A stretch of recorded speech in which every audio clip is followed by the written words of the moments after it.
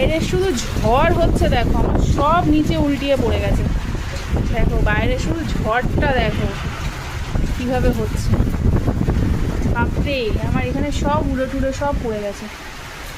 প্রচণ্ড পরিমাণে ঝড় হচ্ছে, দেখো দেখলে বুঝতে পারবে।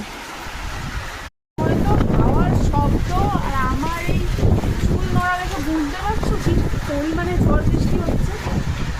বিশাল ঝড় হচ্ছে, বিশাল। মানে জানলা দরজা অটোমেটিক খকো খকো খকো খকো করে আওয়াজ হয়ে কাঁপছে, যেন মনে হচ্ছে ভূমিকম্প হয়েছে। এত জোরে জোরে ঝড় হচ্ছে।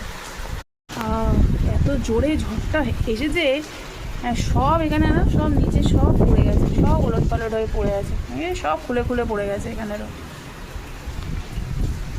12:20 বাজে এখন, মোটামুটি 12:30।